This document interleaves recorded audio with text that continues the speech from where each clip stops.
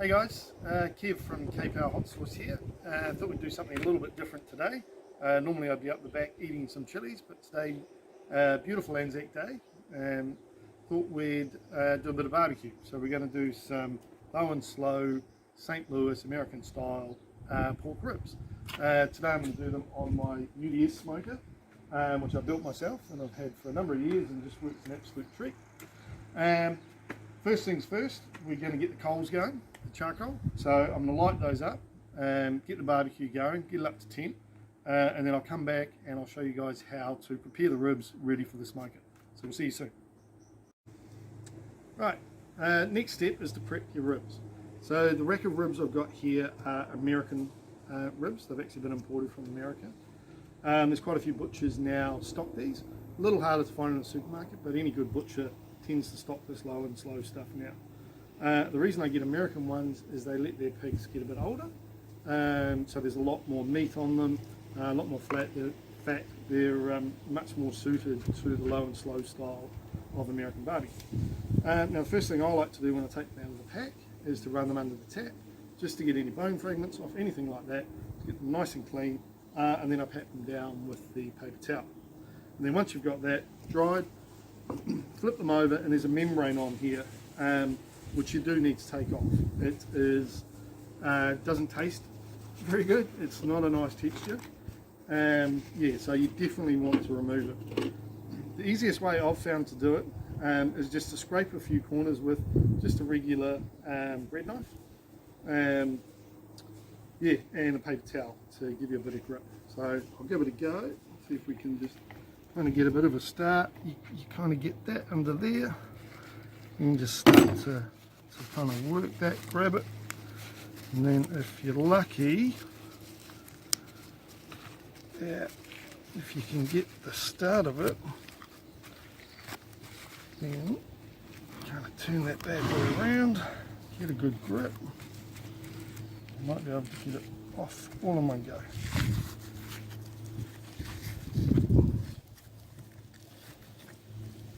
Right, that's pretty good. Right, so we'll just put that aside. Right. And then so that cleans it up really nice, and it means that you won't have any of that horrible texture in there, and the ribs should really fall apart when you go to eat. So the next thing you want to do is just, if there's any additional bits of fat like this, fat is good because fat is flavour, so you want fat, but you don't want too much of it. So if there's anything like this, right, you just take that off. These are really good, like these have come from America, so they've actually been butchered really well. Not that New Zealand butchers aren't good, because New Zealand butchers are great, but these guys do know their cuts, obviously, because it's American style cooking. And so what they've done is they've cut these in a St. Louis style, which is basically just squaring them off. So that work's already done for you.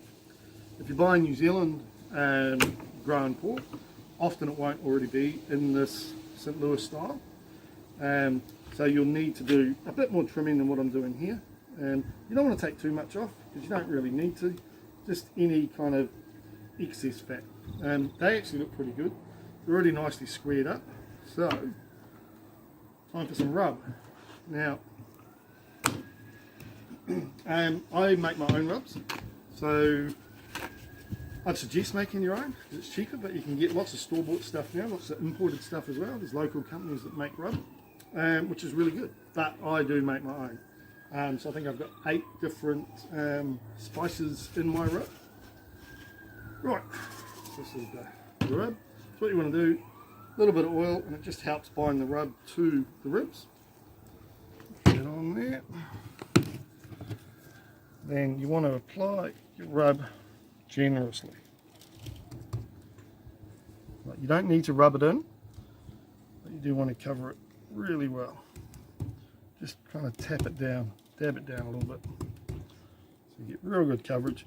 There's lots of flavour, lots of colour. And get the sides as well.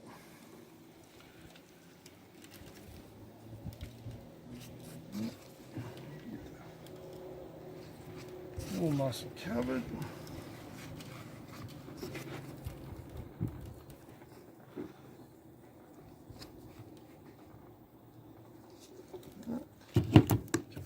bit of a shake. That's looking pretty good. Now the front side. Just do exactly the same. Just go side by side, side to side rather. Get that on there, all the goodness of the rub. So we've got things in there, we've got brown sugar, we've got paprika.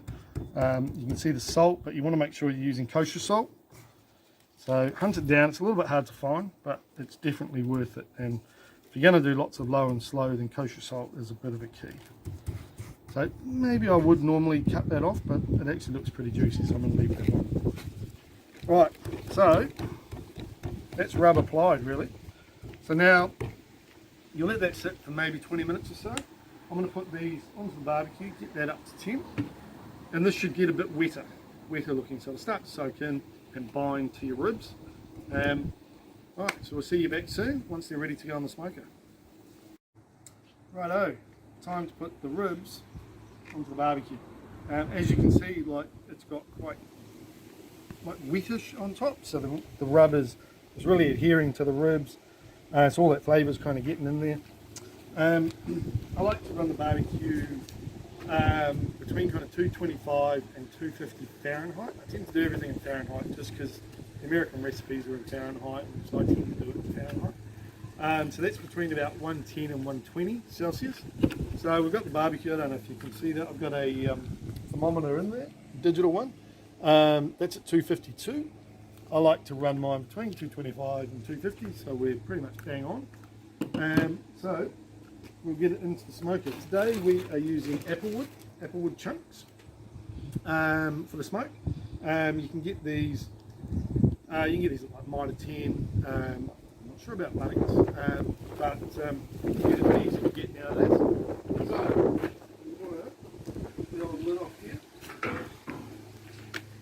we've got a bit of smoke going. These lovely looking pork ribs. Bang in the middle, nice and compact. There, that's the thermometer probe, which is going into there. And then we're ready to close up. So we get this back on, that bit tight. So what we're doing today is a method called the 3-2-1 method, which is essentially 3 hours, as it is like that. So meat side up, leave them in there for 3 hours. We're going to spritz them every hour, just to add a bit of moisture to it. Take them off, we're going to wrap them in some tin foil for 2 hours, and then take them out of the tin foil, sauce them and put them back. For a lot of people do it for an hour. I tend to do it for only half an hour because it tends to tighten them up a bit too much, but we'll see how we go. So it's about a 6 hour cook in total, but it's worth it at the end because they should be beautiful, juicy, fall off the bone, awesome ribs. So there's not much to do now, just monitor the temperature. Keeping the temperature level and consistent throughout the cook is key to having really good juicy ribs. So we'll try and keep that between 225 and 250 for that 3 hours. But we'll see you back in an hour and we'll have a spritz and see what they look like. Right, we're just over an hour in and we're humming along at 246 there, so we're right in the range we want to be. I'm just going to give it a spritz. I've just got plain water here. I used to add apple cider vinegar, other bits and pieces to it. But it really doesn't add any flavour. It's just a bit of moisture to try and keep those ribs nice and moist. So we'll just get in there. And you can see that it's looking really good. It's got some nice colour on it. Nice little light smoke there. You just want to get a little bit of moisture on there. Not too much. And then pop this back on. Leave it for another hour. And then we'll do exactly the same again. We won't bother showing you that because it's just exactly the same. So the next step will be, after 3 hours, we'll look to wrap them. So we'll see you then. Righto, we're pretty much 3 hours in, so time to take it off and wrap it now. So we've got some great colour on there. We'll give it a bit of a squirt, a bit of moisture on there while we take it over to the tin foil. There we go.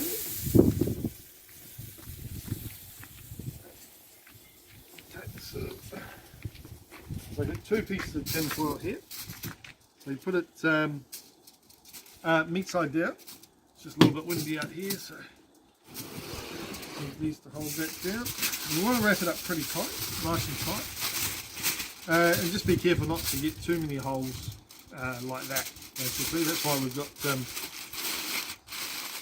a double layer. We're going to put a double layer of tin foil on. Another one here. There's no real need that I've found to put a whole lot of spray or add anything else to it. Some people do add things like butter, or if they like sweeter ribs, they can add honey and stuff. I don't tend to do that. I try and get all the flavour in it with the rubs that I use, or the rub that I use. I only use my rub, and the smoke from the apple wood. So you get this nice and tight, so it's not steaming so much as cooking in there. Nice and tight. Then we're just going to put this back on the grill. Back on the grill in the middle, meat side down, so bone side up. It's probably going to take another 2 hours, but I'm going to put it on just for an hour and a half, and then I'll check for tenderness after about an hour and a half. So we'll check back in about an hour and a half. Righto, we are now an hour and a half into the wrapped process. So we're just going to check for tenderness. Pull this off. So what you're looking for is like a little bit of bend. So there definitely is a bit of bend. So they're getting nice and tender. But I still think they probably need that other half an hour. So let's put those bad boys back in. So we'll give them another half an hour, and then we'll check again, and then we'll be back. Righto, so we are 2 hours after we wrapped them, and we've just taken them off. So they should be ready to sauce now. So I'll just peel these off. Now these will be really hot, so I've got some like white cotton gloves under my latex gloves, which keeps the heat away. So as you'll see, like they're really pretty tender, and so they're pulling apart, so it's very tender. So what we do now is we sauce them. So I'm using some of our K-Pow Texas barbecue sauce, but you can use any sauce you want. So what we want to do is put on a decent amount. Get yourself a little brush, and then spread it out all nice and evenly. Including the bones, because it helps with the presentation and the colour.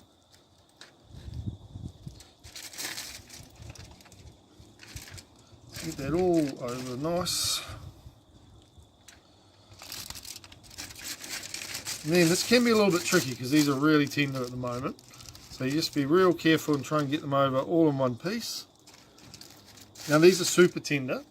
And so what is going to happen next when we put them back on is we're going to tighten them back up a little bit. But I like to take them to a really tender point and then bring them back. So plenty of sauce. And then put that over all nice and evenly.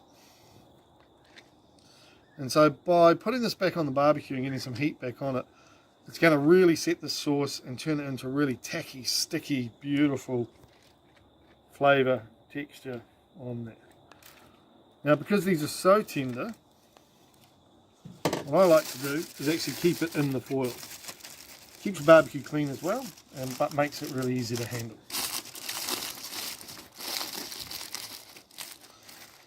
And this will set the sauce.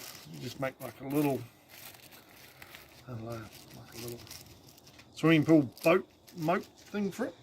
Right, so we get them back onto the grill.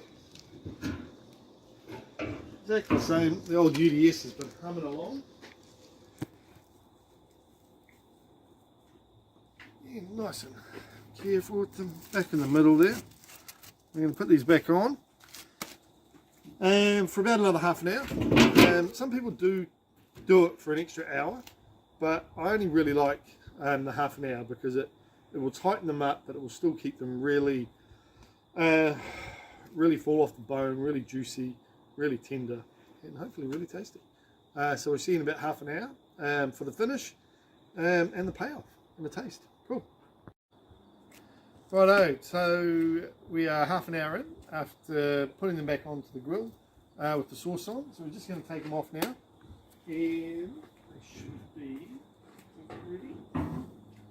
They're looking nicely set with the sauce.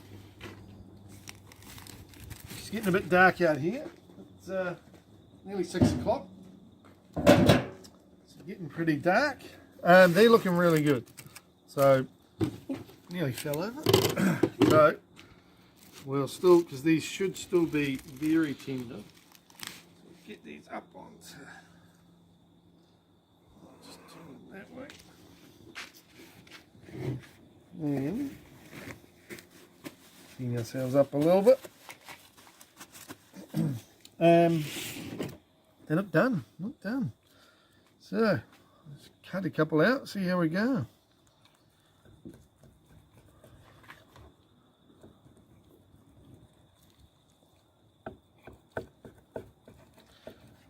Look very tender. Let's pull one of these bad boys out. What are we looking? Nice looking smoke ring there. Nicely set sauce. But really, there's one way to tell. And let's have a taste.